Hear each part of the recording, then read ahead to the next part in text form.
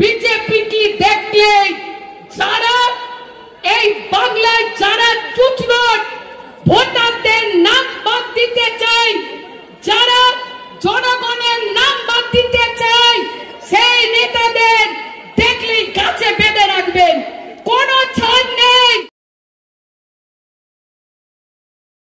বাংলাদেশে শুভেন্দু অধিকারী যদি বাপের বেটা হোক, তুষার মজুমদারকে জাল টপকে দাও, বেড়া টপকে দাও, যদি বাপের বেটা হোক।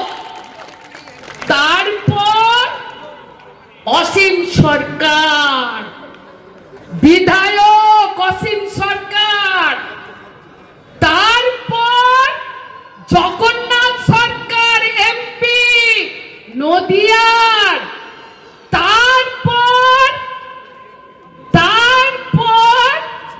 ভারতবর্ষে যে স্বরাষ্ট্রমন্ত্রী বলছে ভারতবর্ষে না জন্মালে সে ভারতের ভোটাধিকার হতে পারে না, আর ভারতবর্ষের প্রতিমন্ত্রীর নাম নিশীথ প্রামাণিক, তার জন্ম কোথায় আমি জিজ্ঞাসা করতে চাই স্বরাষ্ট্রমন্ত্রী অমিত শাহকে। ভারতবর্ষের স্বরাষ্ট্রমন্ত্রী, তার জন্ম কোথায়? হ্যাঁ, সে কেন আবার সে ভারতবর্ষের প্রতিমন্ত্রী, স্বরাষ্ট্র দপ্তরের প্রতিমন্ত্রী, আজকে লজ্জা করে না? হ্যাঁ, টিভির সামনে বলছে রোহিঙ্গাকে তাড়াবো, আবার বলছে বাংলাদেশিদের তাড়াবো, আবার বলছে বিভিন্ন রকম। তার কারণ আমরা জানি যে 24-এর পর কিছু বিজেপির নেতা আছে, সেই নেতাগুলো হাফমাট হয়ে গেছে, মানে হাফ পাগল হয়ে গেছে। আর 2026-এ জনগণ ফুল পাগল করে দেবে বাংলার জনগণ, আজকে জেনে রাখুন। তাই পাগলার মতন বকে যাচ্ছে, যেখানে যা তাই বকে যাচ্ছে। আজকে লজ্জা করে না? হ্যাঁ, রবীন্দ্রনাথের গান আমার সোনার বাংলা আমি তোমায় ভালোবাসি, সেই রবীন্দ্রনাথের গান করেছিল বলে আসামে তাকে অ্যারেস্ট করে জেলে ঢুকিয়েছে, জেলে ঢুকিয়েছে।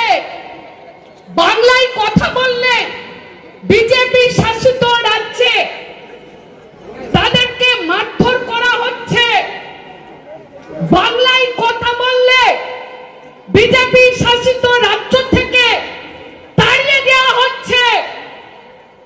আজকে বাংলার বিজেপির নেতারা তাদের জন্ম কোথায়? এই বাংলায় তারা জন্ম নিয়েছে। আজকে লজ্জা করে না যারা বাংলার মাকে অপমান করছে, যারা বাংলার মাতৃভূমিকে অপমান করছে, যারা আমার মাকে অপমান করছে? আজকে সেই বিজেপি দালালগুলো, যারা বাংলা বিদ্বেষী, যারা বাংলাকে অপমান করছে, যারা বাংলার জনগণের কে বঞ্চিত করছে, খুব দরদ। এই যে বলছিলাম নাম বাদ যায়। আর আমাদের হুগলি, আমি প্রত্যেকটা নেতৃত্বকে বলবো, টাউন ব্লক থেকে শুরু করে বিজেপি কি দেখলে যারা এই বাংলায় যারা চুচনোট ভোটারদের নাম বাদ দিতে চায়, যারা জনগণের নাম বাদ দিতে চায়, সেই নেতাদের দেখলেই কাছে বেঁধে রাখবেন, কোনো ছাড় নেই। আজকে লক্ষ্য করে না, নাম বাদ দিচ্ছে, নাম বাদ দেওয়ার পর দেখুন, বিধায়কে তো এইসব বক্তব্য রাখা উচিতই নয়, কারণ জনগণের ভোটে উনি জিতেছেন, ওনার দরকার শান্তি বজায় রাখা। তো শান্তি যদি উনি না জানে এবং শান্তি যদি বজায় না রাখতে পারে, তাহলে উনি কী করবেন?